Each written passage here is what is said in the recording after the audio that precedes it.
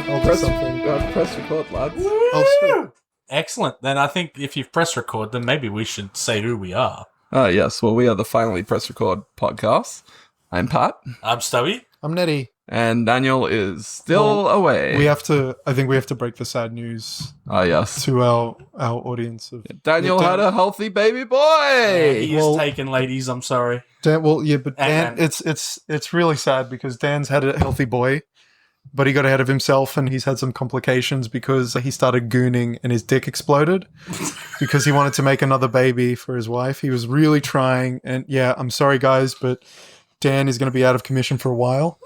The opinions voiced by Nettie are not shared or expressed by the rest of the podcast. No, that's true. That is those true. Of a human being. That is true, but I do have a doctorate in dick exploding, and Dan's it's like, you know, the head of the Demogorgon from Stranger Things? What the fuck? So basically it's the sandworms from June. So yeah, exactly. He is Dan. That's right. Dan is a Dune popcorn bucket now. Yes, he is a free man. So not a Wolverine popcorn bucket? No. Maybe. No, because he looks like a flower. It's like he's bloomed. It's unfortunate because he really wanted to, but he literally bloomed. So, guys, we're going to start a GoFundMe page. If you could please donate to Dan's dick. Go fudge me. That would be really amazing because he just wanted to be a dad twice, and unfortunately, I'm sorry to break it to you, Nettie, but he's already a dad twice. Yeah, exactly. And I mean twice at once, like twice at once with the second one. He really wanted to just, I don't know where the hell your head's coming up with this shit. Yeah, I also, normally I know the tangent you're on, but guys, please. He was happy to be here. Now he's be here happy. He's okay. Nettie aside, Daniel is happy to be at home with his newborn baby boy. Exactly. We wish him all the best. Yeah, absolutely. I feel like I need to add like an addendum. There is no GoFundMe page. Nettie is full of shit. Dan, please, speedy recovery, his man. Eyes we are love brown, you. He is that full of shit. We love you, Dan. Speedy recovery, my dude. All right. So Nettie's not allowed to speak for the rest of the podcast. Yeah, no, that's definitely fair. All right, so the topic we have for today... We spun the algorithm. Yes, and he spat out games that we want remakes of and games we think shouldn't have gotten one. Oh, man. Which could be two separate episodes. So why don't we start with games that we'd like a remake of, and then we'll delve into the cesspool that is games Grant thinks should not have gotten a remake. Because my giddy aunt do I have many, many, many things to say about this. And funnily enough, one of the ones that I would have brought up got a remake recently as well. Which was what? Twinsen. The Twinson's Odyssey, which is an isometric adventure game, light puzzle, and light action sort of fantastical game. And yeah, they've recently made a remake of the first one. And it hasn't been received very well because no one knows that it's a remake, and I think I'm the only person who was there for the first one. So I was there. I was there. I was on the front line. Damn it. Yeah, look, I think there's quite a few games that I would like to see a remake of. The most recent one for me was, as you know, I'm a massive Tomby fan, or for the American audience, Tomba, which we did get a re-release of with updated music. I thought it actually had. No, there is a bit of upscaling. Otherwise, the text would not be legible. But it is just an upscaled version of the original with new music and a lot of like special features like sketches and stuff like that. I would have loved to see it get the treatment of one of my favorite remakes, which is Wonder Boy, the Dragon's Trap. Oh god, right? Yes. What an amazing remake. Right. I know Tomby. Tomby's that little kid with the pink hair and he throws pigs, right? Yep. So the remake we got, I say re-release, it wasn't, some of it was redone. They basically upscaled the game, released it with new music. That's cool. Whereas me, like, it's one of my favorite games from my childhood. One of my other favorite games from my childhood was Wonder Boy 3, The Dragon's Trap, which got remade a couple of years ago, just before the pandemic. I was going to say, it was actually one of the early Switch games, so it was probably 5 years ago now. Yeah, and they had the ability to switch between the original game's visuals and the new game's visuals, and the original game's music and the new game's music. That's cool. And the new game was all hand drawn and animated, and it was fucking beautiful. Oh, that's cool. And the music was because the Master System only had 4-channel music. They got a quartet to actually play the music. Yeah. So honestly, so dope. And there are so many people that are like, "Oh my god, this game is beautiful," but it turns like 8-bit when I press a button. I'm like, "That's because it's a remake of a masterpiece, you uncultured swine." And the other real beautiful thing about it too is that the level codes are the same, like everything from the original. And so every secret is identical as well. Yeah, if you play the new one, write down the level code and then put it into the Master System version, it will put you exactly where you were playing. That's cool. And vice versa. Is there anything that they did in that like improved on things that you didn't like previously, or is it all just the same? To be honest, it wasn't a game that I think really needed improving. Right. It is a arguably difficult game depending on how you approach it. Okay. But for me, like, that's just part of the game's charm. I think the original, like, Super Mario Brothers, like, if you were to take that game, all you would really want to do to update it would be to just, like, you know... It's a new coat of paint. Just literally a new coat of paint. Okay, well, Nettie's got to tell us what remake he really wants to happen. Deadpool and Wolverine. Take that in your shorts, motherfucker. Video game, you dumb. Deadpool. I'm surprised, like, there's one on the tip of my tongue that I'm surprised you didn't yell out. Heart of Darkness.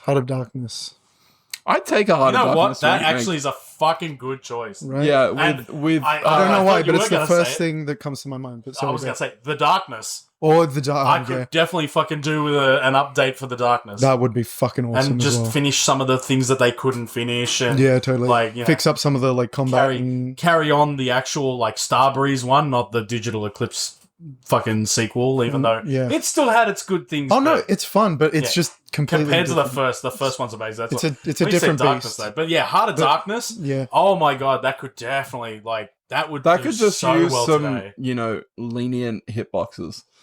Yeah, and a couple of more frames of animation. Yeah, like in the FMV, more control over the frames, like because like it's such a gorgeously made game. They'd really need a team who really love sort of crafting the world and the animations, because that's what the game is. That so much of it is conveyed through that element, because it's almost like the cutscenes are sort of divorced from the game itself. They were just put in there to be like, let's get him from point A to point B, because the story's a bit bananas and cartoonish, and then the game itself is like brutal and fucking grounded. You know who should remake it? The team that did that Full Void game on the Evercade.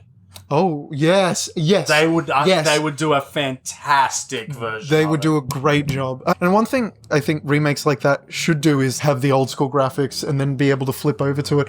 I think with that, though, the problem with Heart of Darkness is that so much is built around the animations and the frames. I don't know if they'd be able to do a full 1-for-1, but having like maybe the original game on that disc or in part as a bundle, like something you unlock. Yeah, it also depends awesome on the game. Like the first game I can remember that did that was Halo Anniversary, right? Oh, how good is that? Which was fantastic. Was so cool. But the thing about it from like a development point of view is that depending on the style of game you have, you're locking yourself into a skeleton, because the only way that switchover can work is if the foundation units underneath are identical. Excuse me. And they managed to pull it off for Halo, but it also, like, I can imagine it's like designing a game with your arm tied behind your back. Yeah. Right? Like, you have this finite shell that you have to work in. And they with something as iconic as Halo, though, I don't think that would be as much of a problem. But it's a fair point. Like, I think with Halo, though, creative would lose their mind. They had a golden, totally. But they had a golden goose egg, because with Halo, Combat Evolved was fucking just smooth as butter already. So really, it was just like, okay, do we just put a new coat of paint over it, and the game functions really, really well? Yeah. You know? Yeah. Whereas something I would say though, like if you take Halo. Right, if they had built Halo Combat Evolved again from the ground up without that functionality, I think you would have had a objectively prettier game, because you're probably right. Like the tech they had at the time when they were making it would have been on par with like somewhere between Halo 3 and 4 on the Xbox 360. Right. And if you take Halo Combat Evolved and Halo 4, Halo 4 definitely is the better looking game. Halo 4 still looks really good Right, today. exactly. And like it's basically like it's very cool for the fans. And like I said Halo anniversary and all three of us were like, fuck yeah. Right? Yeah. Whereas I think, you know, it wouldn't work for every game, and it is a bold choice. Well, I think it's an interesting point you bring up, because the part of the remake, the whole element is sort of reverberation and categorizing or sort of documenting where, you know, games have gone in history, right? It's like about preserving is the word. Preservation, right? So with Combat Evolved, I understand why they would use that sort of engine to be like, okay, you can just flip back and be like, here's the old, here's the new, because there's this sort of, it's almost like a museum in a way, because it's like, this is what the game was like and this is what we can do now. But with Heart of Darkness, yeah, I think it would, there's some games that I think would do with benefits of just updating the game. So Dead Space, I fucking love the remake of Dead Space. And there are just whole sections that are completely different because they've done the gravity system from Dead Space 2 instead of Dead Space 1. So that means they've had to change levels and such. The Ishimura is one whole, you know, sort of combined system that you can go through and which would have been technically limiting back when Dead Space 1 has come. Exactly. So it's completely different beast. So there's always this conversation that a developer has to have of, do we do exactly what they did? Dark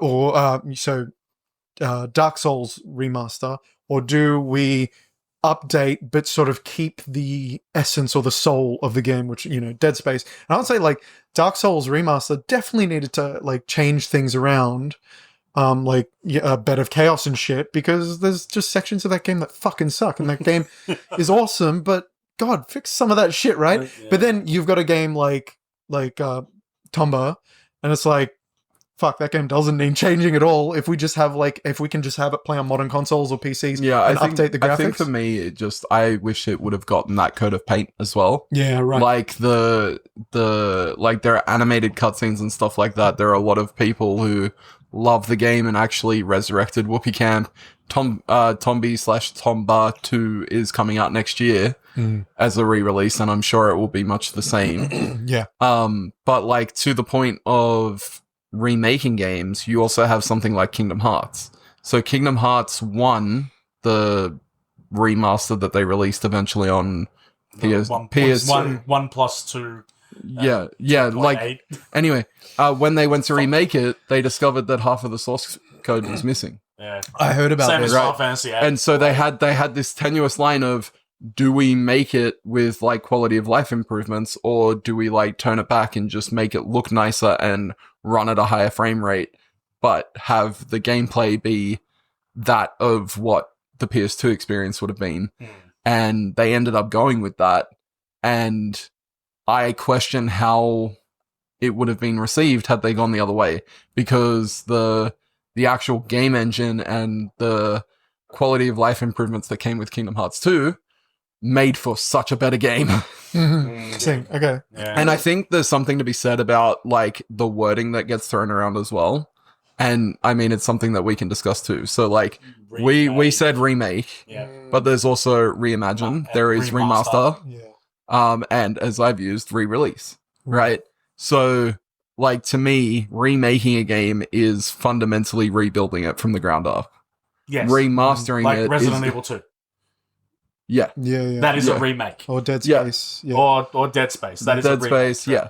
Reimagining is, I'm going to throw it out there, DMC Devil May Cry. Oh, God, right? Yeah. Which, you know, it's a different director taking a different take on the story, license, what have you. And then you have Remaster, which is taking an old game, giving it a fresh coat of paint, upscaling it, redoing the which... You know, Dark Souls. Yeah. And then you got re-release, which is like Flashback that keeps on turning up on every console ever. And so, like, if I look at if I look at Dark Souls, like, I think, why couldn't they give it the Demon Souls treatment? Totally. Like, Demon Souls re-release on PS5 was so good. So many people didn't even know what the fuck Demon Souls was, or like they thought it was a new game by the guys who made Dark Souls. No, it came first. Did they? That's interesting. Yeah, Demon Souls was before the Dark Souls. Right, and look. Oh no, I know that. No, I'm a big Demon Souls fan. Yeah. But I didn't realize people were reintroduced to Demon Souls. Through, and a big part of it was because when the PS5 initially launched, like it was a launch title, there weren't a huge amount. It was the exclusive. I had to order mine from overseas because it wasn't in Oz at the time. So I remember my brother and I like fucking be like, "Is it going to work on our PS3?" We know it's like, you know, not got region codes, but we were so nervous. And I remember him putting it in. He's like, "It's not working." I was like, "What?" And then he's like, "No, it is."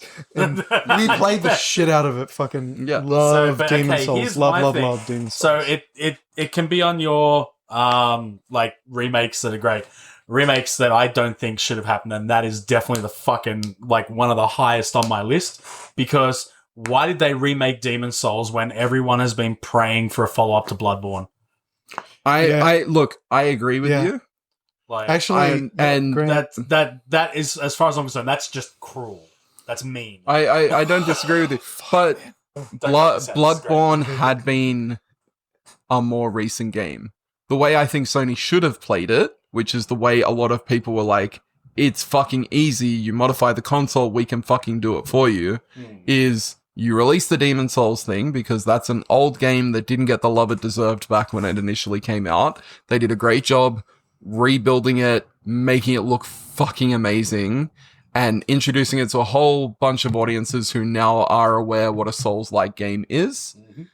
And then I'd say that Elden Ring probably did that.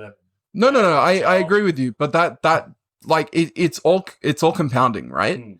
Like, Demon Souls did it because it was a launch title with the PS5. It was the most brutal looking game on the PS5 when it came out. Like, it was one of the games to get. Particularly if you were a Demon Souls fan. Yeah. Right? Or even a Dark Souls. Or a Bloodborne fan. What they should have done with Bloodborne, I'm so fucking shocked that we're on, year 4 of the PS5 and they still haven't fucking done it, is do what they did with a whole bunch of other games and just unlock the frame rate on Bloodborne. Yes, fucking oath. Let you play it at 60 frames per second on the PS5. Aren't they doing that now with PC? Because I think Bloodborne's getting some sort... Either it's a PC port or someone's managed to pull it to PC. No, someone ported it to PC and unlocked the frame rate to show that it could fucking be done. Yeah, right. Right? And... you know, I hear all sorts of things like, "Oh, it's licensing." It's a fucking beloved game. Yeah, but also it's they've put that to From Software a lot, and they're like, "We're not the ones who call the shots on Bloodborne. That's Sony." There's that. Sony, and issues. that's why to me it felt so egregious, and kind of why for me the PS5 has been on the back foot from the absolute get-go, because I keep on thinking, but it's not the only we deserve a little bit more. Like, it's not like, don't get me wrong, Bloodborne deserves more. Bloodborne's fucking gorgeous. I'm a massive Sony fan, as you guys know, and I like my PS5 is pretty much my main console. But I still forgive you, don't worry.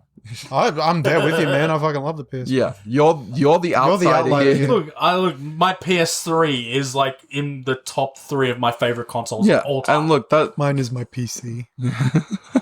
That's a weird console. Yeah, it's a good console. Personal console. It's got my game, my porn, and it's great. You think I don't have that on my PS3? Yeah, that's fair. Yeah, just convert it and then put it into the XMB, and then you've got your files there. Better believe it, baby. Even thing like The Last Guardian, also just uncap the frame rate. Like it's not a difficult thing to do. As someone who works in app development, it's not a difficult thing to do. Yeah. And it feels like shooting yourself in the foot. Unless they are working on an actual remake of these games, why not let people experience them at their best on the flagship console that you're selling? Yeah, I agree. I would agree. Also, but that being said, I do agree with you completely. Like, where is Bloodborne 2? Yeah. I should say I was pointing to Stubby. Yeah. Where is Bloodborne 2? Like, why is that not getting love? Demon Souls is Demon Souls. For all we know, it could be, but like they're just being fucking quiet about it. Maybe. I hope so. I mean, like, if they wanted to go back to like Demon Souls, why didn't they make a new Kingsfield? Why? I mean, we now have Armored Core, which the new one is absolutely fucking awesome. Fucking rocks. And That was kind of a little bit more of a flash in the pan than I would have liked. I would have preferred that game had a little bit more legs after it came out, but it's still good, and it got the critical commercial reception that it did deserve. Yeah. And that's why, like, Bloodborne just baffles me. Like, and it's because Sony are the ones who kind of had the final say. Look, while we're on the Sony bandwagon, I think in the list of things that didn't need remakes, we can probably add Last of Us Part 1 and 2. Yeah, my boy! See, I knew I loved Japan. And I think a big part of why that happened, and it hasn't happened yet, and I'm saying yet because I can still see it happening, is I think they wanted all of their pretty things on like a PS5 spine, so that eventually they can release The Last of Us Duology or The Last of Us The Complete Story or something like that, and all of the games are on the same console. So, okay. They did that. They did do it with Uncharted. So Yeah, they did. They did it with Uncharted. They did it with Last of Us. They did it with Assassin's Creed up until where it was. They did it with Mass Effect up until where it was. To be honest, Jack and Daxter as well. I was just gonna say, there's still so many more that they need to do. Like, I mean, Ratchet and Clank Rift Apart, while it was really good, Oh, it's a fun game. it's like, I mean, the legacy of Ratchet and Clank. There's so many Ratchet and Clank games. Yeah. And some that I would even put above, like, Rift Apart. Look, Up Your Arsenal is absolutely goddamn fantastic. I agree with you, but I don't think we're going to see them. And the reason I don't think we're going to see them is because... Insomniac's making Spider-Man? Well, there's that. But Spider-Man's making them money. It's Spider-Man. The reason I don't think we'll see it, though, is because the Ratchet and Clank... was it 2016? Whatever the PS4 one was that came out with the movie was a reimagining of the original Ratchet and Clank. Yeah. And now they've pivoted from that point, and that's what's gone to Rift Apart. So it's like they've started a new timeline. And that's what makes me think that we're not going to see any further remakes beyond the PS3 versions of the PS2 era games. Can we just go back to Last of Us? Yeah, one thing that worries, because I'm a huge... I don't personally want to, but go ahead. Fair enough. I don't think any of us We're going to do it anyway, because they're making us. So, like, one thing, I really love The Last of Us 1. It's one of my favorite games of all time. I agree. Mainly because the story is fucking excellent, right? Like, I really like the characters. I was just going to say, I don't know if I'd say that the story's fantastic, but the characters are fucking amazing. I think the story's... pretty slick. I think this... maybe that's a fair point. But the characters absolutely drive the I wouldn't say the story's a slender thread. I think the story's pretty fucking good. It's got its issues. But... I think the story is what it needs to be. I think the characters are well written. And I have this very vivid memory of buying The Last of Us on launch for the PS3 and just being gobsmacked. Yeah. And having, like, one of those moments like we've had many times over the course of our gaming history of being like, how do we get better than this? Yeah, totally. Like that fucking, the initial scene with Sarah. Oh my God. My brother and I were silent, and you already know how much I fucking talk, so...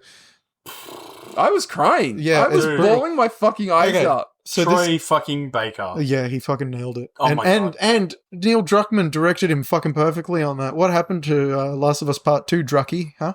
Anyway, this brings me to my point. So Last of Us Part 2, they're like, oh, we want to use the Last of Us 2 engine, or they're, I don't know what they're doing, but they're updating Last of Us 1 to look better.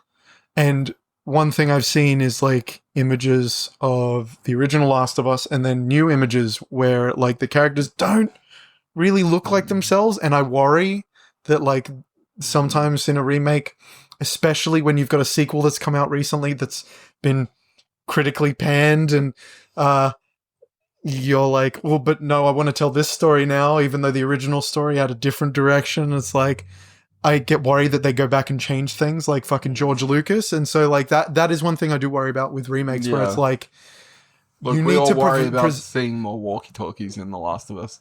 Yeah, right. Well, no, like I worry about like legacy and preserving the original thing as it was. And which is why I mentioned when you do a remake. So I think you've got a really good example with Master Chief Collection Anniversary Edition for Combat Evolved Halo. Yeah. Where it's like, okay, you got the original game and then we've done some updated graphics, but it's the same skeleton. Or then on the other hand, you could go and be like, okay, we're going to remake this game, but here's the original in the same download, so that you've just got the original game to play. You know, it's fucking like Heart of Darkness. It came out a bajillion years ago. It should cost you $1. You put that in the fucking cost of the fucking actual making of the game, the remake, and then you sell it as a historical thing and a new thing that hopefully does it justice and is better or whatever, right? The thing that, like, I completely understand what you're saying, but the other reason why I was like, this does not need a remake is because they already remade it. Yeah. No, totally. Well, I'm talking about preservation and they already had. But yeah, I've got the director's cut on PS4, and Last of Us Part 2 came out on PS4. Yeah, like all you need to do. Those games already looked great. Like, and it was a late PS4 game too. Yeah. It was just before the release of PS5. Right, totally. But that's the thing, right? Love or hate Last of Us Part 2, it was a pretty game. And to be honest, gorgeous. I've played Last of Us Part 2 PS5. Mm. I feel like it's the soda under in a plastic cup that's unmarked, right? Like, yeah. I would not be able to tell. Yeah, I would not be able to tell the difference, right? Like, you already had both games on the PS4. Again, unlock the frame rate, put a performance mode or whatever you want to do, like not a performance mode, like a quality. A quality mode, right? Yeah. They've already proven that they can go back and do it for PS4 games on PS5. Most of the PS4 library works on the PS5. Do you need to print another? Like, at some stage, you have to question whether or not it's ethically right to re-release this physical media again. Or to sell it on PC for nearly $100 Australian. Yeah. But they're also seen how much it is on PS5 in Australia. It's selling as a this full helps price my game. argument, right? Like, it's how egregious is that? A game, how old is fucking Last of Us? And they've put part 1 on it. It's just The Last of Us. Fuck off. Like, if they gave us $100 price tag and it was Last of Us Part 1, Last of Us Part 2, like the remaster, whatever, right? I could baffle, but I could look past the $100 price tag, right? $90 to $100 for a game that came out on PS3 5 years ago, or a game that came out 12 years ago. What are you, Nintendo? It might, right? It might be Activision. Oh, right? No, Activision do discount their games. And look, I drink the Kool-Aid sometimes too. I will buy every Zelda game that gets released physically. Yeah. That's just who I am, and I've accepted that part of myself. We are helping him. He is in therapy. But outside of that, like, at some point, it's just got to stop. No, I agree. I agree there is an ethical component to it as well. It's like these companies they take the system that they've already built and they don't actually really do anything to it all that much. And then they sell it to you for a price tag that's egregious. Being on the front line, I won't say where I work, but like the fact that for the recommended retail price from Sony, for Last of Us Part 1, a game that came out on PS3 and then was remastered on PS4, and then re-remastered, and then re-remastered on PS5, they sell it for $124.95 Australian. Yeah, that's for Part 1. Yet Part 2 is $89.95. Yeah, because it's screen. I mean, don't get me wrong. I do think that the how good the game is reflected in the price tag difference, but not necessarily the price tag itself. And I think that the second game shouldn't be worth anything. But it's also the thing that we're getting to if you look at media as a whole, right? At what point do we stop? Right? There are so many. You look at TV shows now. So many revival series are happening. I am terrified because apparently there is a Scrubs revival happening. Really? No, don't say that. Exactly. Right? We had the Frasier revival. We had the Dexter revival. Like, at what point do we step back and say, hey, maybe we should try and come up with a new idea? Because Hollywood has new ideas. Because a lot of AAA development is all about sequels. And look, I feel like I need to add this. Like, I've got a lot of friends. I know you have some friends too. Hey, come No, on, I don't don't rub have it in, that guys. What the fuck? I really don't have that many friends. that are in game development, right? Yeah. So, like, I know that someone sat in a chair and put a lot of time, effort, blood, sweat, and tears into remaking The Last of Us Part 1 again and The Last of Us Part 2, right? Oh, yeah. Like, there was a lot of work put at into a high level, it probably looks like it would have been a really easy thing to do. People who think that, I'm sorry, you're naive. It's just, that's just not how it works in app development or game Yeah, development. take that, viewers. So yeah, I applaud you. I know that you guys work really hard, and I know at the end of the day, most of what happens is not a decision that you make or one that you necessarily agree with. But I think every time I think there is a place in the world for remakes. I think there is a place in the world for remasters and reimagining, but like, it's like the spoiler warning, right? Like, let it breathe for a while. Yeah. Let it be its own piece before you paint over it. Like, every time we are forcing creatives to, slap a new coat of paint on something that came out a couple of years ago, we are depriving the world of something that could have been amazing. And like, I've kind of adapted this mentality whenever we go into like a Nintendo Direct or a Sony Presents or an Xbox Showcase or whatever the live stream nomenclature is in the future, of going into it with an open mind, right? Like, I know if I go into a Nintendo Direct and something Pokemon or something Zelda gets announced, I'm going to be excited, but I don't shut myself off to new IPs. Yeah. And I wish more gamers did that, because like, there are so many creative ideas, particularly in the indie space, that just get overshadowed by Call of Duty, Black Ops 27, zombie mode, blah blah blah. Okay, but then also in the defense of those gamers, whilst I'm not one of them, I'm also very open-minded and always want to see what a new IP can come from. But how many times, especially in the last, say, 2 gaming generations, have we been told this is going to be the next latest and greatest that comes out and it's fucking dog shit? Yeah. And funnily enough, Concord is a perfect example. Like, they showcased that. I was excited for it. And as soon as they basically said, it's Overwatch, I was like, well, now I don't give a fuck. No, I agree with you. I think, But that I would argue works in the favor of what I'm saying, though, Yeah, I because agree. it's not an original idea. So, Like, wait, Well, but Concord's not an its original game idea? itself is.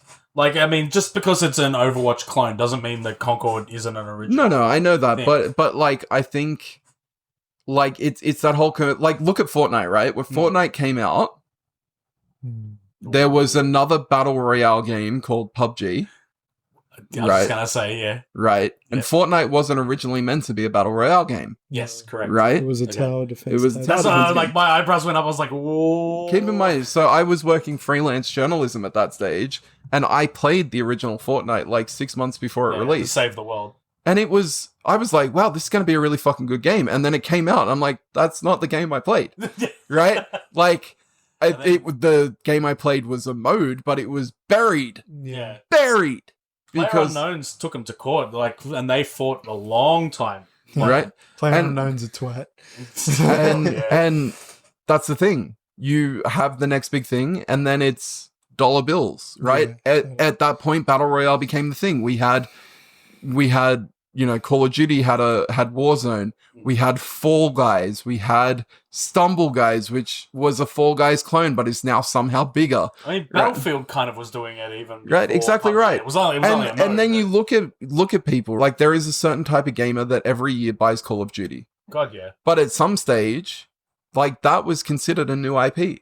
And those Call of Duty players probably started with the first Call of Duty Modern Warfare, which was the first, like, that was the first one that was like, oh, you can play online and stuff like that. Do you know how many Call of Duty players now know that Call of Duty was a PS2 game? Yeah. Like, I don't think there's many who know that a PS2 exists. Well, there's that too. Like, I mean, actually, I know I'm laughing. Like, But, like, Yeah. I totally get what I know you're coming they're from. like, and I know a lot of them are big AAA games that have come out that have been dog I shit, would- and that's why I'm like, fucking go to the indie scene. Like, I think this is what you're talking about mainly affects the AAA space. And I think this sort of goes into a broader conversation around where AAA is at the moment. And I would say it's sort of in entropy for the most part. And to bring it back to The Last of Us, I remember reading when The Last of Us was coming out, it was a new idea. Naughty Dog had never done anything around it before. They were known for doing Uncharted and Jak and Daxter, two games I really enjoy. But more cartoony, fun adventure games. Crash Bandicoot. Oh, and of course, Crash Bandicoot. Way of the Warrior. Where the hell are all you scrubs from? Jesus. But to moving blow the cobwebs off Stubby. yeah, fair enough. So they were doing this new thing, right? And they were like, I remember reading in Game Informer, I'm pretty sure it was, the Last of Us edition, where they, like, that month, their main issue was Last of Us. And I remember, like, they're talking about, we were influenced by Westerns and No Country for Old Men, and trying to do a really gritty, grounded game. We're not going to have the main character, jumping around and climbing on things like Drake does. It's going to be more grounded. You can still interact with the environment, but it's going to be more, realistic. It was the article was sort of Q&A between the interviewer and Bruce Straley and Neil Druckmann, who were the two sort of directors. And I remember them saying, if this is the only Last of Us game we make, we'll be happy, because this is just a complete story. I could be forgetting, but I remember reading them going, we just want to go in, make this story, and then get out. We're not looking for sequels. No. We're not looking to make a franchise here. I do remember, like, them saying that Last of Us was going to be a once-off, and that was it. Right, and which is why them, slapping part one on it now is actually quite insulting to me, because, I mean, this was a game I was looking forward to and then adored after the fact. It's just this thing that they keep sort of... It's almost like a facsimile of itself the more you see it, right? Like, it's interesting. You mentioned, Pat, that they've got these really talented people, and talented people work on shit all the time, right? Talented people work fucking hard as hell. They either make something really good, but it's in a shit film, or they make something shit because they weren't given enough time or money or resources. Marvel. And they're these talented people, but they're given crayons to create the painting on the Sistine Chapel. And then they're given all this money to do a remake of something that, like you said, is still playable on many, many consoles, when they could be working on new ideas or working on games that they want to work on. But they work for that company, and so they got to do what they got to do. And it's just, obviously there's the capitalistic element. You work for your company and you get given a job. But there is sort of a lamenting element about it, where they're actually just, like what you're saying basically is pretty much explaining why the indie scene is thriving as much as it is, because those mid-level development studios then get bought by Sony, get bought by Microsoft, get bought by EA, and then they're no longer on their own dime, where they make something that's thought-provoking and interesting, that makes people go, oh man, you really need to play Shovel Knight. It's fucking an incredible game, and it's like a throwback, but it has its own mechanics, and it's just this beautiful thing. Hi-Fi Rush. Right, Hi-Fi Rush was also under the Microsoft banner, but that's a whole different game. But Yacht Club Games, they're also got so much integrity. They're not about to be bought by Activision. Right. They're not about to be bought by EA, right? They're like, we've got the income from the product that we are super proud of, and that brings in the money that keeps our lights on and the roof over our heads, and we live comfortably, and we get to now do our favorite thing ever, which is make video games. I was actually going to bring up Shovel Knight, though, right? Like, I feel like Yacht Club, I know they haven't been purchased by anyone, but I feel like they've kind of sidled out of, that indie genre and into, a mid-level double A, something like that. Yeah, maybe something like that. Because, like... I'd say Hello Games maybe, like, sort of land there because they get certain amounts of what they do is paid for by different companies. I feel like to a degree, Yacht Club had a lot of success with Shovel Knight. Oh, yeah. And then stayed on that train for a very long time. Yeah, that's true. To this day. Yeah. I wonder, at what point they move on. Like, I know they've made other games.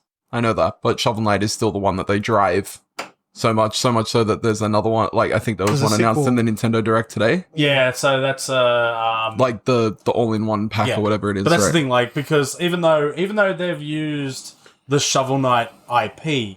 They've made very, very different games. Like, they're not, like, side-scrolling games. They're, but like, also, puzzle games they've and re-released the original Shovel Knight and all of its expansions to that point multiple times. But would you say the same about the Stardew Valley guy? Concerned Ape? To a degree. Like, so does it come automatically with success then? I'm not sure about that. Like, obviously, like, you know, you have to make money or you can't continue to make your art, but it kind of touches on the point I was about to make, which is I think Australia has had a bit of a roller coaster with this idea, but I think worldwide it's something that we need to adopt, which is that video games, for good or for bad, are an art form. And I feel like local governments, if they want to revitalize the arts and stuff like that, like they keep saying they do, they need to invest in indie developers. They need to be, and look, some states in Australia here for us, they do have government grants and stuff that you can apply for. Yeah. But they're not going to get a game off the ground. It's like maybe like a boost at the start or like enough to pay for marketing or something like that. The independent game development scene is where there is just so much innovation and idea. Like the Playdate. Fuck the Playdate, right? Yeah. If you wrote that on paper and told me, I'd be like, that will never work. That's dumb as shit. Right? It's dumb as shit. Do you know what the Playdate is, Nettie? No. So the Playdate is a little handheld hardware device. It looks like a little Game Boy, and it's got a crank on the side. It does not have a backlit screen. It is a pure dot matrix like screen. Okay. Yeah. But it is relatively open source. Like if you are an independent developer, you can make games for it, and they release games to it to the public as seasonal packages for free. Every couple of weeks, you get a new game. Really? And That's so your cool. price on entry is buying the device. Right. And it sounds great, but that's only great until Playdate runs out of funding because yeah, the device will work once they go out of business. Yeah, you can still develop games for it. For like $1.50 or something like that. Like they're all super cheap. But if that goes under, then you just have a device that has whatever games you had on it when you got it. And I've been very, very fortunate to play on one. The little crank thing, like, again, the first time I heard of it, I thought that is, why? Why a crank? That's so strange. Of all people, should not be asking why a crank. But a crank. You love it when I crank you. Resident Evil taught me that cranks are very useful. So, That's you know what? And in this case, there's games that are like Tempest, where you control like a little character that goes around a wheel and you've got to like basically like keep to like an oncoming maze. You've also got you've got a game that's similar to like Balloon Fight, where the only way that you can keep your balloon going upwards is to actually crank the fire up on the balloon to keep it afloat. My favorite one was the California Games-esque surfing one, where like you surf off a wave and then you use the crank to spin your surfboard around and land properly. That's so cute. Funny you should bring that up, because that's my next one that I think needs a modern day like remake. Where the California Games at, yo? Yeah. Like, where's my Part of me fears that if they try that though, it'll go down the NBA Jam remake route. See, but this is the thing, like, you know, get a company that's really good at doing minigame stuff. So, sadly, let's be honest, it's pretty much the WarioWare guys. And, yeah, get them to basically design surfing, skateboarding, BMX, footbag. Just do the four. What about roller skates? That can be California Games too. If the first one does well enough, but those were the core games in the original. Yeah, I had Atari 2600. We only had 4. Okay, I had roller skating on my Master System 1. My bad. That's interesting. What I've learned is that Grant's old.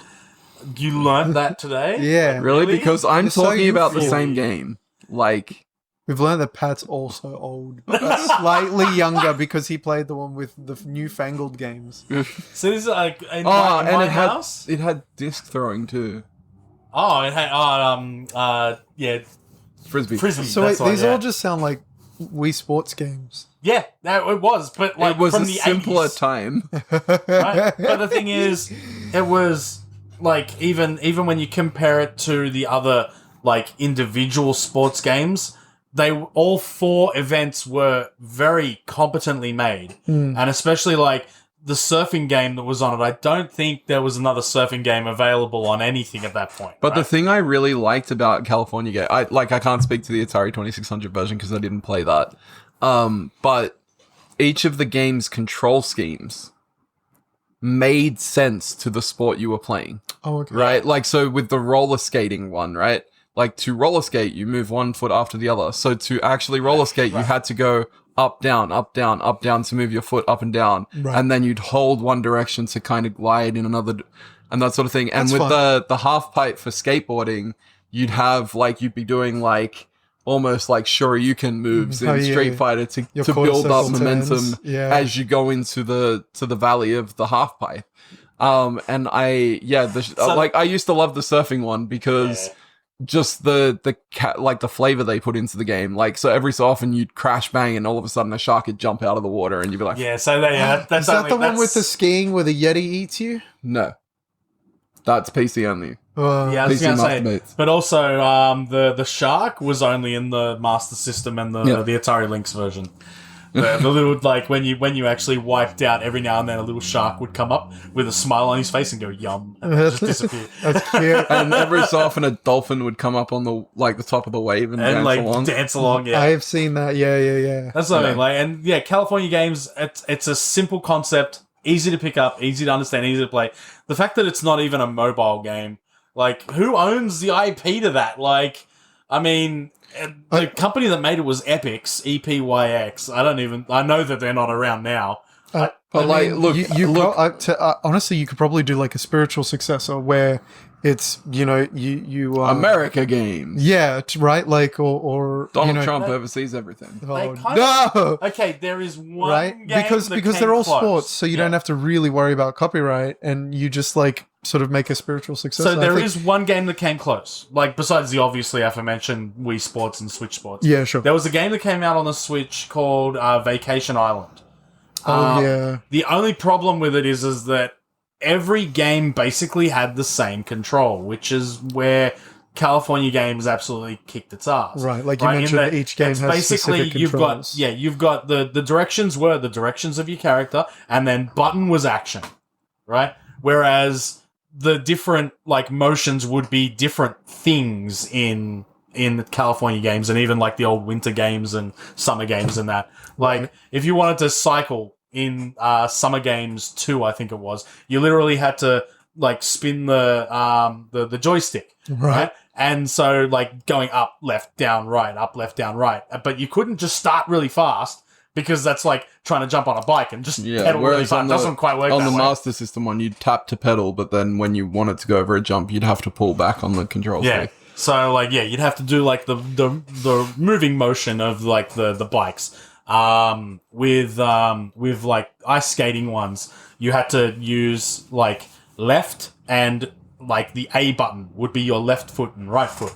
So you have to time it to get it so that you would start your momentum, and then by the end of it, you go left, right, left, right, left, right, left, right, left, right, left, right, and then as soon as you screw up the sequence, bang, your dude falls over, and you got to start from scratch again. Right. Oh, that's fun. You know, like it's like, and the thing is, every game in Vacation Island basically had the same control, which that's why I sort of say we need another California Games. Yeah, Like, totally. yeah. A game that has sort of a medley of games that all have different control schemes, but based around a similar theme. But also like intuitive controls, Yeah, like things that exactly. make sense when you see it. sort of Totally. thing. Yeah. So yeah, that would definitely be a pick for me. Oh, that's fun. I would like to see not a spiritual successor, because I know it's been tried, Oh, this would be I want to see a new entry in the Skate series. yeah. Well, they've been talking about it for a long time. Yeah, I want to see it Skate actually 4 happen. has been in the makes for God knows how long. Skate 3, so there were two standout games on Xbox 360 that are so far out of my wheelhouse of games I would normally play, right? or what people would conceive of games that I would normally play. And those two games were Burnout Paradise. Really? Oh, I'd pick you as a Burnout guy. And Skate 3. Skate, Right? yeah, Skate 3 I definitely- all of the Never skates, would've to be honest, expected right? that, yeah, but- So I was a big Both fan. EA games too, funnily enough. Yeah, back when we could like say EA was an okay company. EA was trying things back then. EA Sports They were Syndicate. Then in a what? They were actually Electronic Arts. Yeah. Oh man. But so I was a massive Tony Hawk fan. Who was it? And so like they did the remaster of Tony Hawk 1 and 2. Great choices. I love that game. Ooh, wait a minute. Hang on. Okay, you need to be specific on this because remember there was during the Xbox 360 days Tony Hawk 1 and 2 HD. No, I'm talking about the more recent. So you're talking about the remake of Tony Hawk 1 and 2. Like, yes. Okay. Yeah. Okay. Sorry. but Just I need to be specific on that. I really would love a Burnout Paradise sequel of some variety because you can get Burnout Paradise now. Yeah, it's Right? been up, but I get that. it's been up for so damn long. I know it has, but like Where is the new one? but that's the thing, right? Like I don't need another Burnout Paradise because Paradise was based on the city they were in, right? Yeah. But give me another Burnout on Burnout, yeah. location. I know a lot of people Well, really want a new Burnout. Burnout 5, man. Like, just give me Burnout 5. Yeah, but like Burnout but 3, if you, mwah, so beautiful. Burnout Paradise was just such a fun sandbox for me though. Yeah. Right? And the music was fantastic. It was so well done. But to the point that we've been going through, I can literally get it for $8 on PS4 and play it on my PS5. Yeah. I don't need Burnout Paradise. The closest I came to feeling the same thing was Forza Horizon, where they were in the bastardized version of Australia. Forza Horizon 3. Yeah, where the 12 apostles were next to Uluru. Like that was a lot of fun, but it was too much of a serious racing simulator to Burnout, which is more arcadey, which is what I like. Okay, to that, though, I do say you should try and play Forza Horizon 5. That is the driving game non-fans best driving game. Okay, I'll give it a go. But the second game was Skate, or more specifically Skate 3. Skate and Skate 3, Skate 2, but Skate and Skate 3 I put so much time into. And unlike all of the spiritual successes that I've tried, like controlling a skateboard with a joystick, they nailed it. Yeah. And for some reason, they've tried to copy it and not been successful. And I remember Skate 3, Danny Boy and I spent so much time in a particular mode. Ridiculous, Danny. He's not. He has 2 pieces of living proof. His dick exploded. Okay. Poor guy. Asterisk. Nettie is insane. But like there is a game mode in actually pretty much in Burnout and Skate that's based around the same principle. Fuck yourself up as much as possible. Yeah, totally. Right? Yeah. And so in Burnout, it's like do the most damage in a car crash. Yeah. In Skate, it's how many bones in your body can you break? Yeah. Right? It's so fun. But it was so fun. so much fun. And like Daniel and I just on repeat, who can break the most amount of bones in this one section of the game? And yeah, I would love to feel that again.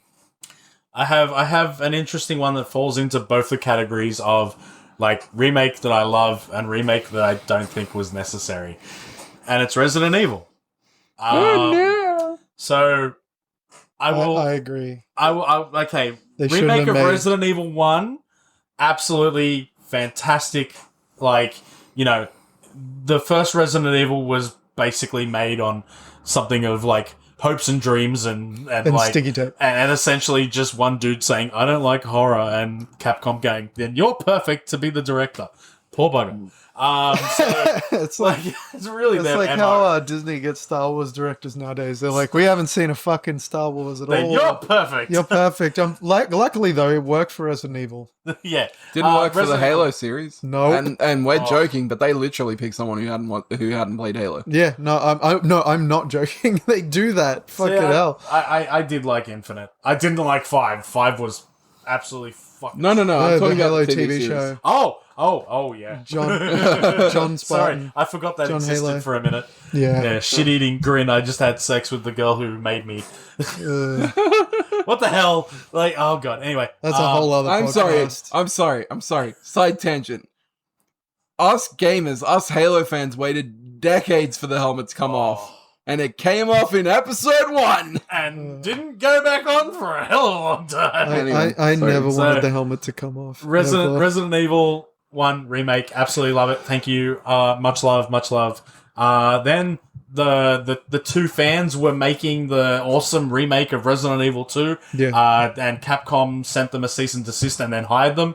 I thought that was fucking sick. And Did they actually? Yeah. Really? And Resident Evil 2 remake, as much as I didn't think it needed it, like, because Resident Evil 2, even to this day, that original is so freaking good on so many different levels. And yeah, the new coat of paint thing, yeah, fine.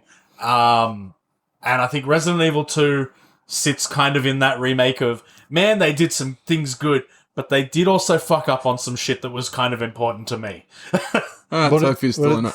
So, the B mission is basically the exact same as the A mission. Oh yeah, that's fair. Which that's wrong for so many reasons. Like Mr. X should not be in the A mission at all. He should be in the B mission only. Wait, B mission is Leon or?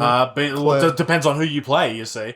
I see what you mean. Original So- Resident Evil, you had Leon A, Leon B, Claire A, Claire B. So if you right? play Leon A, he shouldn't be. He Claire shouldn't B. be in that. You should be always fighting William Birkin until the final fight at the end, where you do fight Mr. X, but you don't know it's Mr. X. I think that's a fair criticism. Like, it would have been cool and sort of more interesting to have different Well, elements. the thing is, chasing- because when you play through the B thing, you do things that you did in the A game. Yeah. And that's like, hang on, that doesn't make any goddamn sense. But, like, that's the thing, though. The rest of the game, the actual the way that they built it, the graphics, the fact that they didn't resort to just jump scares and they kept the tension high, thank God.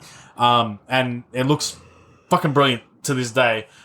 Leon's baby teeth. Oh, so good. And his beautiful, beautiful hair and that weird bum chin that he has. But yeah, so again, one that, like, yeah, cool that it came out, could have done it better. And then one that did not need a remake was fucking Nemesis. I think Resident Evil 3 was, you know, it came out at the later tail of the PS1 life.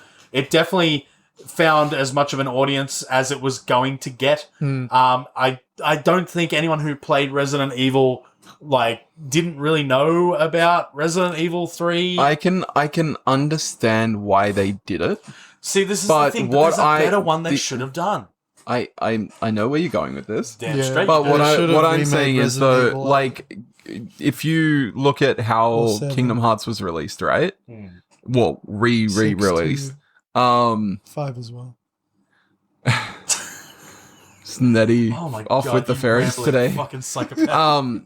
Is that, like, Resident Evil 3 was a cash grab, like, when it came out. Oh, really? As much as I like it, it's so short. It was just out there to try and get a bit more into the PS1 life. I think oh, sorry, yeah, like Right. Was that made in the Resi 2 engine? there is actually way more behind that story. No, I know. But was that in the Resi 2 engine as well? So, Yeah. like Yeah, they were very able to much. just Yeah. port- Yeah. Right. Okay.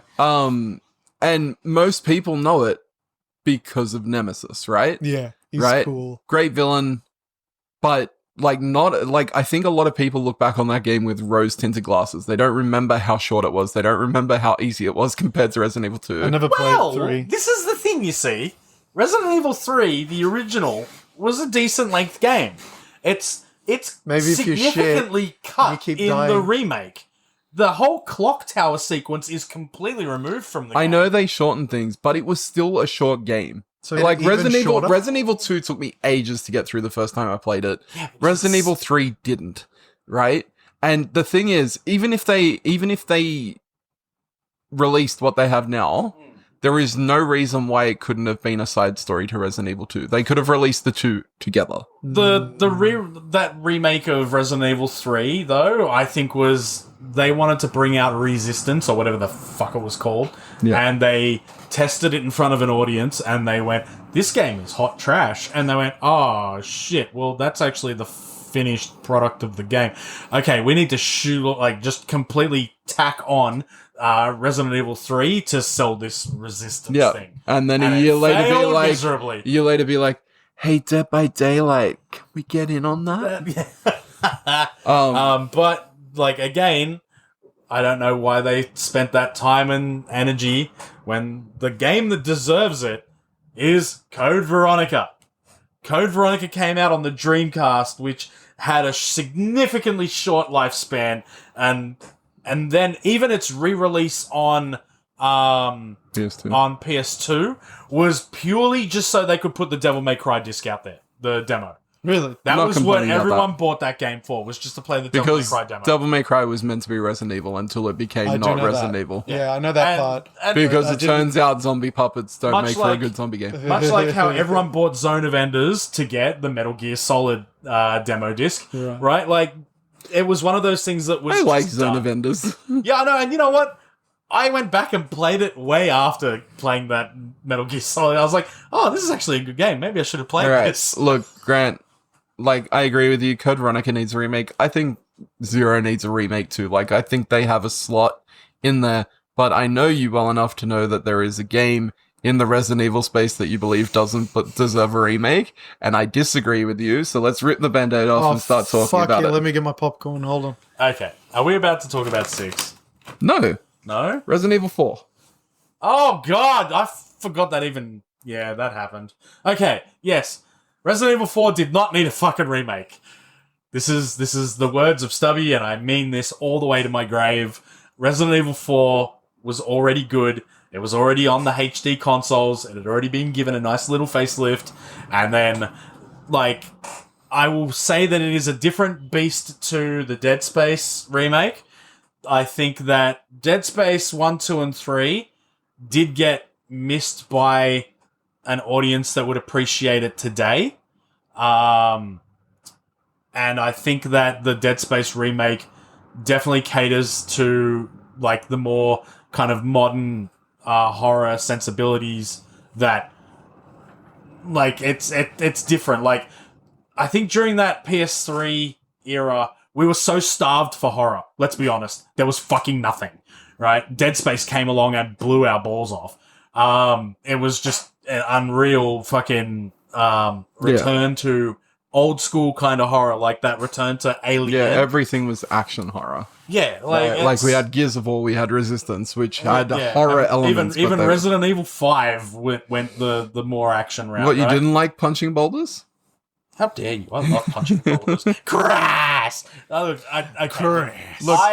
the argument that I will make, right, is that I feel like they are, to a degree, much like Dead Space, two separate beasts, right? Mm-hmm. You know me well enough to know that I love the original Resident Evil 4. I would argue that it's probably my favorite game in the series. But I think this mentality that Capcom have, because one, if we look at the discussion we've had today, I understand that it was upscaled and put on modern consoles, but we are talking about a game that came out on the GameCube and PS2 era of consoles, right?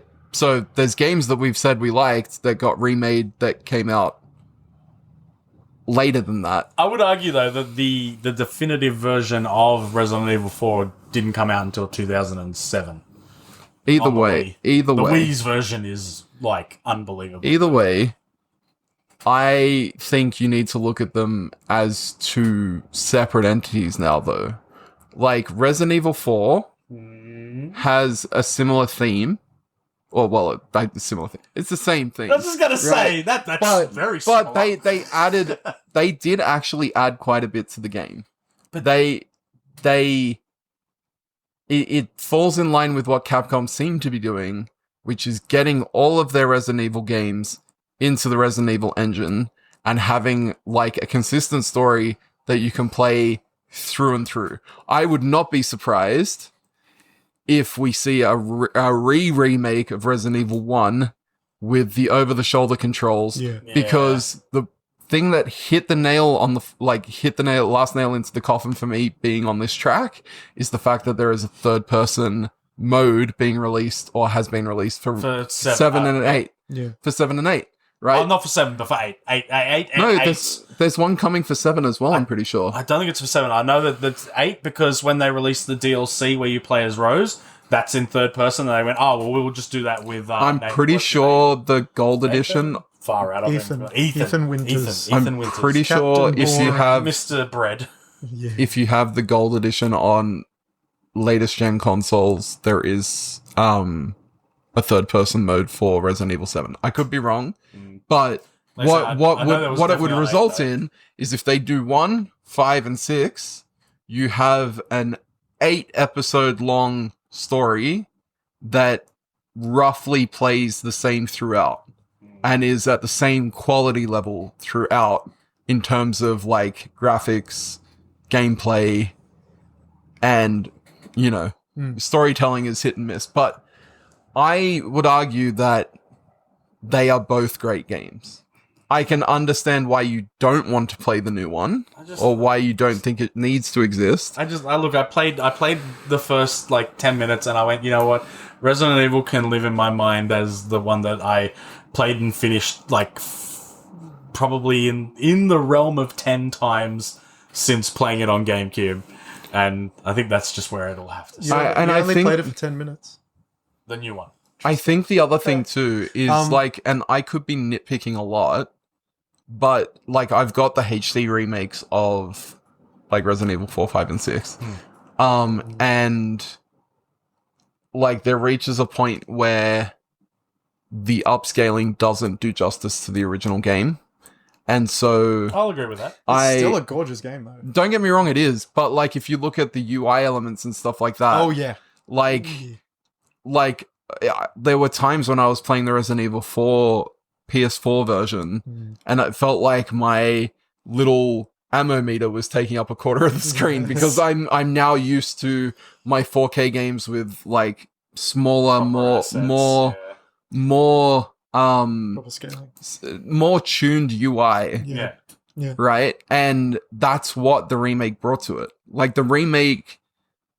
No, it probably wasn't 10 minutes. It was a bit longer. I'm fucking about. I'm just. Yeah, no, but it was longer than 10. Totally, it was longer than 10 minutes, but to my head, it feels like 10 minutes because I didn't feel like there was anything that was different enough to make me want to keep. Yeah, and I think that I see them as two different things now, right? And I enjoy them all. I like classic Resident Evil 2. I like new Resident Evil 2. I like classic Resident Evil Nemesis. I like new Resident Evil 3. I like old Resident Evil 4. I like new Resident Evil 4. I definitely don't agree with people who put remake Resident Evil 2 in the S tier next to the original Resident Evil 2 though. I still think that again the peg down. I enjoy We should tier the Resident Evil games at some point. I would fucking love to do that. And I mean, I literally have them all here, just on the other side of this, where we're recording. Every single one of them. So we're taking Ninja Gaiden for the Game Boy and putting it in S tier. Ninja Gaiden? Yeah, not Ninja Gaiden. Resident Evil Gaiden. Sorry. That game is a fucking treasure. How dare you? I wasn't being sarcastic. I fucking love Resident Evil Gaiden. It's a treasure that belongs at the It bottom got of me the through a ocean. lot of nights. It did. Where I was awake from playing Resident Evil 2. You were awake because the soundtrack of Resident Evil Gaiden is ear piercing. But I will say, that's only during the boss fights. I really enjoyed playing the Resident Evil 2 remake when it came out, but Oh, I'm always gonna have nostalgia for tank controls. Yeah. Well, that's the thing. I think the new one and the old one both justify their existence. The original Resident Evil 4 is such a fantastic game. It's an incredible game. It fucking holds up, and it runs on a control system that is not usually done nowadays, especially in your third-person over-the-shoulder shooters, right? And then with the new Resident Evil, I think by just changing it to a more classic or more standard over-the-shoulder shooter, that in itself changes up the game and makes it a unique beast. And then also it just being good. I think I think if you make just a remake and it's fucking good enough, it justifies itself, right? Like if it's well enough done. And I think there's enough changes that it's like you can play this, or you can go back and play the original. And I think that's the best part. Like when they do that, if that's a possibility. Well, the fact that 1, 2, and 3 OG got recently re-released on Steam, like fuck, that's cool. The other thing is cool. Too the thing that we haven't really touched upon, and I really have kind of let down part of my community as part of it, is the accessibility that comes with a remake. Like that's a very good point, actually. The Last of Us Part 1 and Part 2.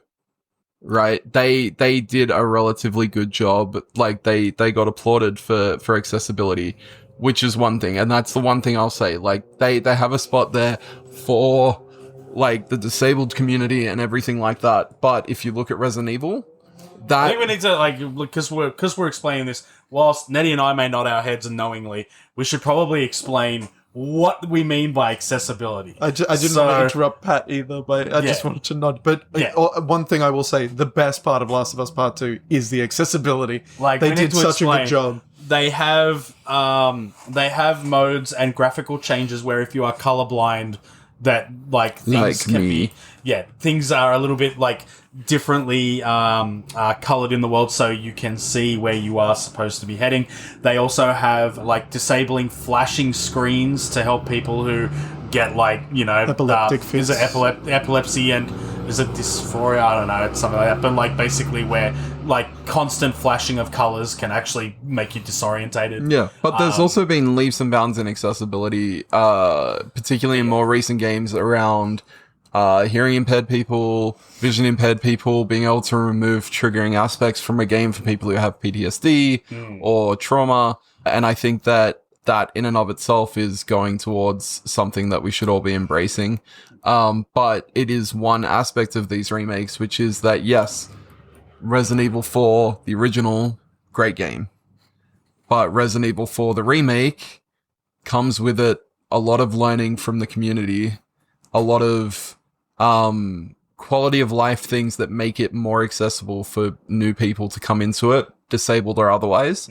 And that's just generating new fans of what's a great story. And I think that's a win.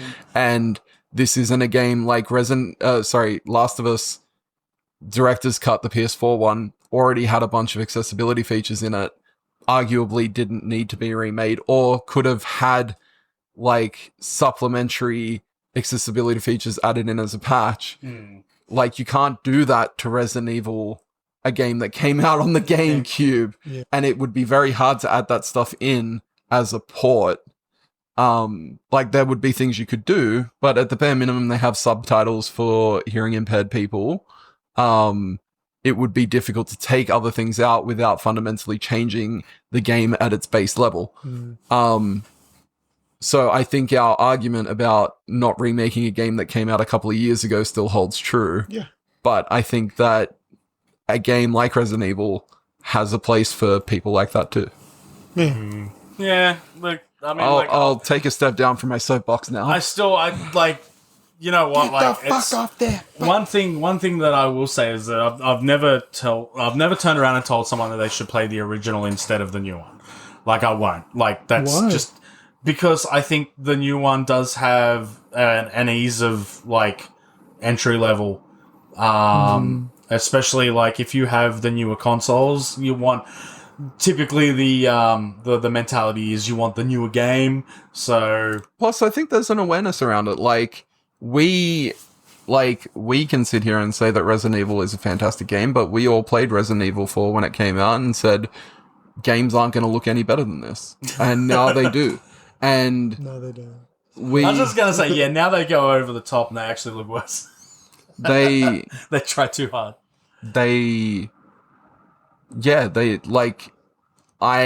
would say that if you gave Resident Evil 4 original and Resident Evil 4 remake to someone who'd never seen or played either of them, you know which one they're going to go for. The original. Original. Fuck you guys. Yeah, baby. That was a high five. All right. I've got one bombshell one that I'm hoping that we can all add to, but I'm just wondering if Nettie has one that he wants to throw in. Oh, that I hate the remake, or either the or. remake that I want. Absolutely. Like I said, I've got one big bombshell one that I'm surprised hasn't come up already, and I know that Pat and I are going to argue about it, and I kind of hope I argue with you about it too. Does it start with Z? No, it does not, actually. Fair. Oh. Zone of Enders. Yeah. As a callback. There was actually a HD remake of that, but yeah, anyway. They should remake Doom, you know? That's a classic. Fuck you. Oh. All right. Now that... Okay. Stubby, drop your bomb. Final Fantasy VII. Yeah, I'm fine with that. Oh, wait. Really? They did that, though. Okay, yeah, so the remake... they did that, Stubby. They did. And they've done it in 2 parts so far. The best and part... they haven't finished it so far. That's my gripe with it, right? Like, this isn't I think we've gone from... And it's frustrating because it has remake in the title. Yeah, that is very frustrating. Right, like, I think it should have been Final Fantasy VII Reimagined or Final Fantasy VII... See, this is the thing. The first one is called Remake. The second one is fucking not. I know that. It should have been called Final Fantasy Kingdom Heartsified. It should have been called Final Fantasy Fuck What You Like. It should have been called Final Fantasy just by the soundtrack. Nobuo Uematsu is fucking cool. Okay, that's a better title. I think that's true. Look, well. I think we've reached the point where, soundtrack again, rocks. they're their own beast, right? Like, No, they're not. No. This is a game that totally was resting on the laurels of one of the biggest RPGs that the world had ever fucking seen. I understand that is correct, in a sense, right? So, okay, this comes from what do you do with it when you make a remake, right? When you make a beloved game that, you know, is very different to our modern day games, right? You can do a completely different thing, which they clearly wanted to do. But I think it also comes down to just making it good. And the story goes from, I think, a story that was quite relatable to the problems we're going through right now, you know, with global warming and you know, factions of people feeling ostracized from the people they live around in these, you know, big, beautiful cities. It's got you know, universal problems, classism, and you know, having to survive in your environment and all that sort of stuff. Donald Trump.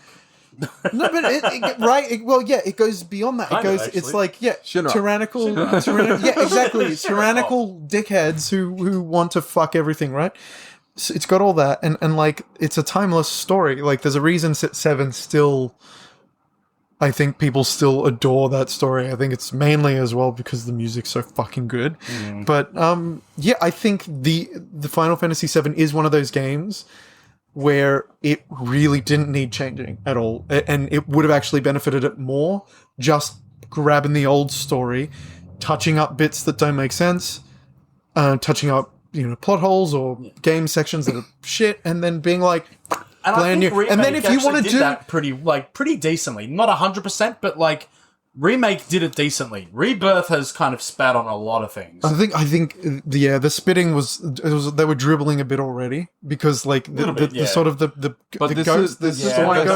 Look, I'm going to drop. Well, but sorry, I just to finish my point. Yeah, One thing they could have done is do a faithful reimagining in that engine, and then just take that engine and then move it over to do Final Fantasy Refantasied or whatever, and do an Final alternate Fantasy VII. That would have been funny, right? Yeah, or like, you know, Final Fantasy VII is a very Square Enix title. Completely, right? And then they would have made double money making, okay, here's the original Final Fantasy. Oh, what's this? Final Fantasy. What?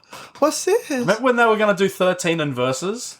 And that was the same kind of concept as what Nettie's talking about right now. No, I know. And everyone had a hard-on for it. I think, isn't that fun, like though? I said, they got the assets, and then I consider them kind of two separate things, because this is going to be weird coming from me, the weeb.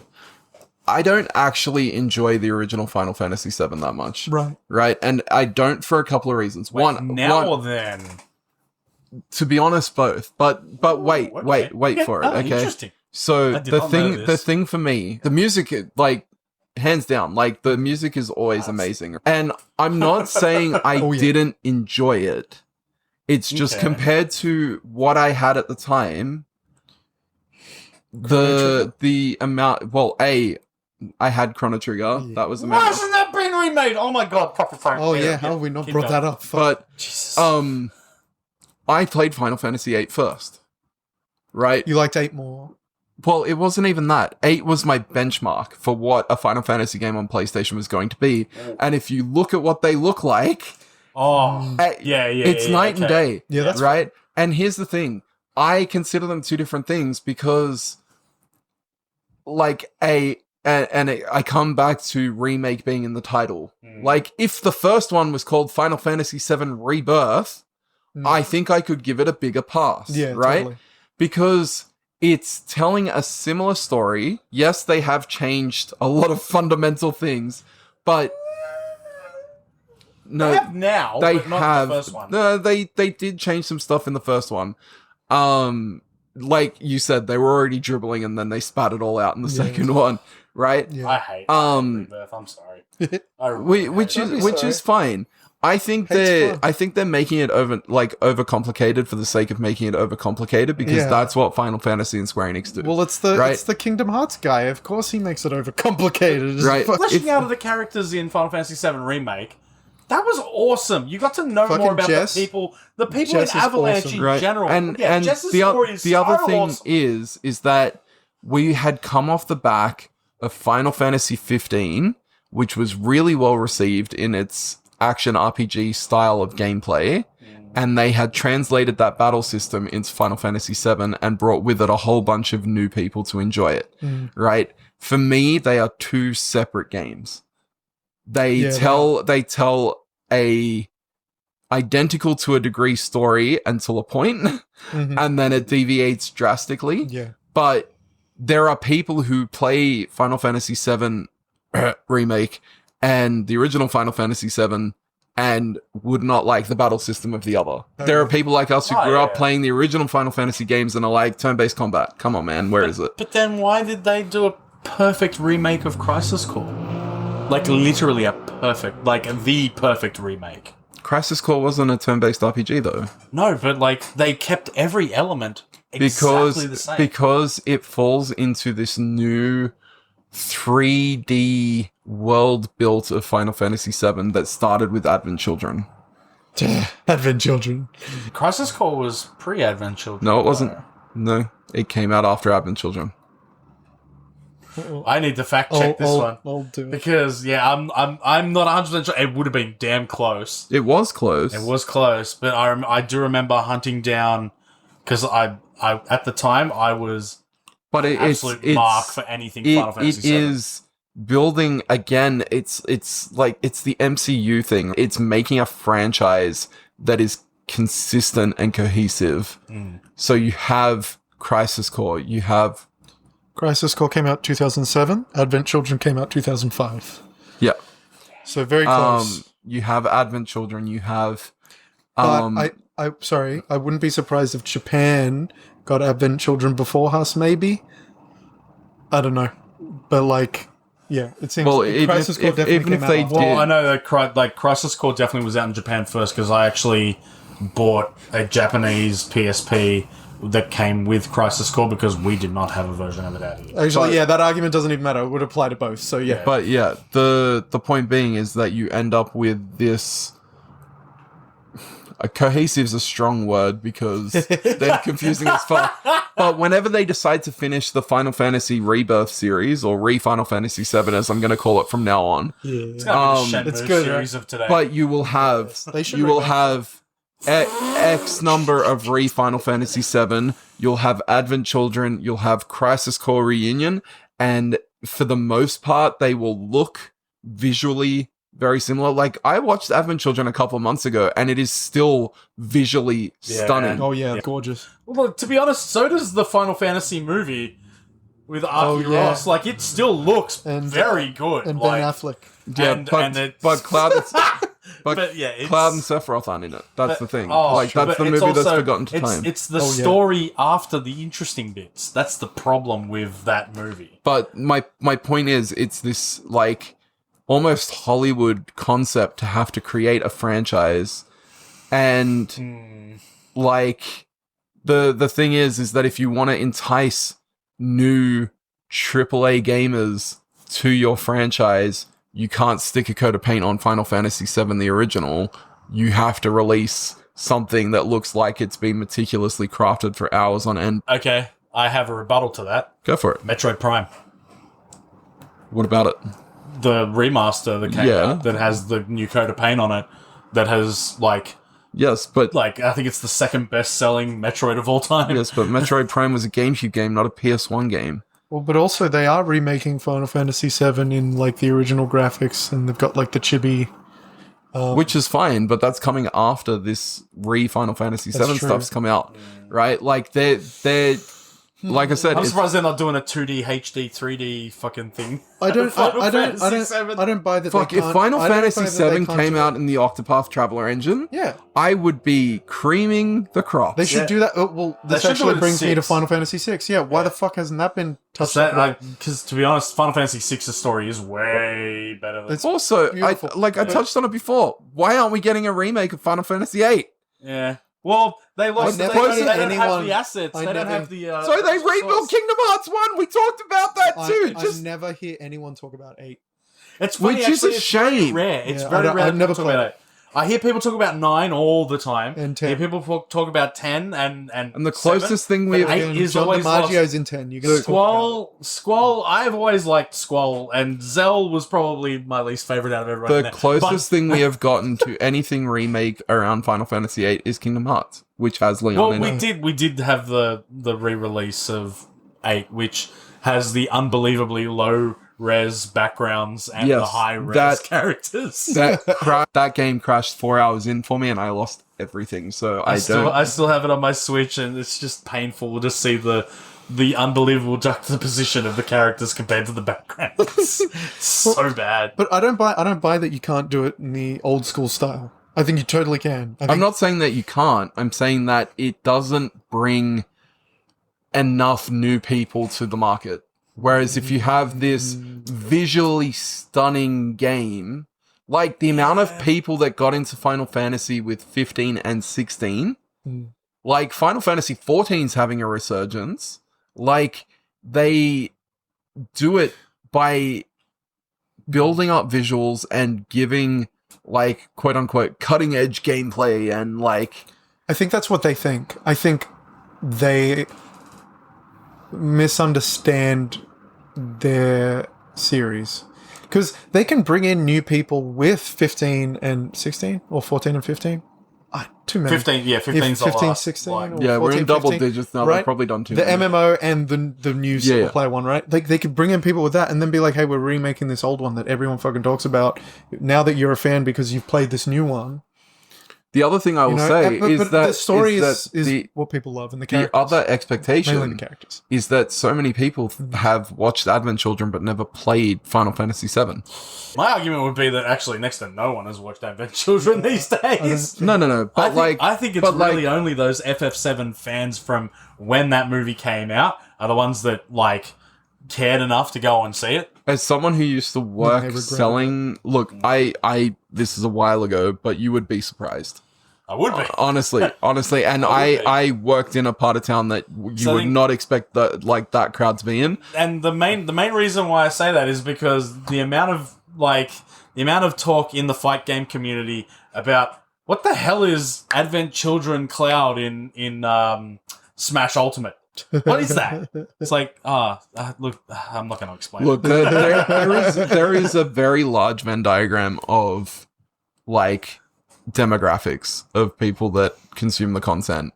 But if you look at it from a marketing point of view, if you look at the graphics of Final Fantasy VII and the graphics of what a chipified, painted up version of the original Final Fantasy VII is, you know what the test audiences are going to go for. Yes. And it's sad because I think that, you know, a chipified version of Final Fantasy VII would do great. Sorry. Yeah, I just think it's indicative of like the space that we're operating in. It comes down to what I said before.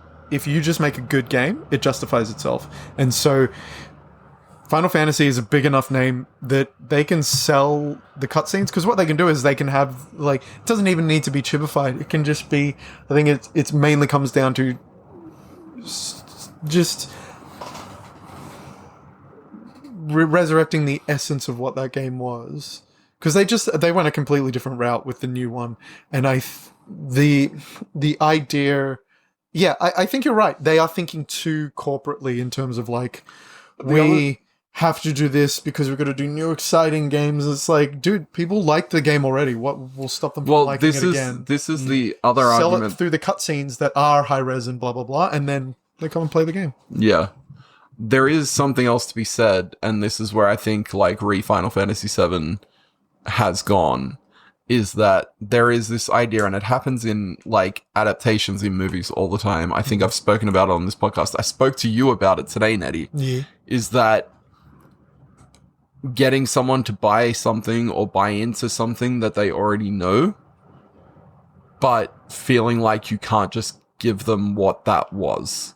Like, you have to change something fundamentally. Because all of us, like, I know you and I were talking about it when Final Fantasy VII Remake went off script, and we were like, oh shit, this was a choice. And it's the whole point we're saying that Rebirth should have been on that first game. It should not have been Remake. It should have been Final Fantasy VII. It should have been Final Fantasy VII Rebirth. Yeah. Like, and it's that thing of, well, if we're just remaking it and giving it to people, why are they going to buy it? We need to give them a reason. But on the flip side of that, you've just had a whole bunch of people buy the game not expecting this to happen. Yeah. Yeah, they wanted that surprise as well. Yeah. They were selling it on that. Yeah, and have sold a second game and will probably sell a third, fourth, and fifth on it. Yeah. The second one has also been so well received by the general that it kind of worries me as to, like, oh, well, they want this, then the third one's gonna be completely fucking off hinge.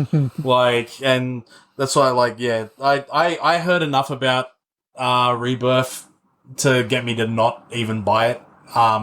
So we're going to have Final Fantasy VII Remake, Final Fantasy VII Rebirth, Final Fantasy VII Reloaded, Final Fantasy VII Revelations. No, so I think it'll be Final Fantasy VII Revolution.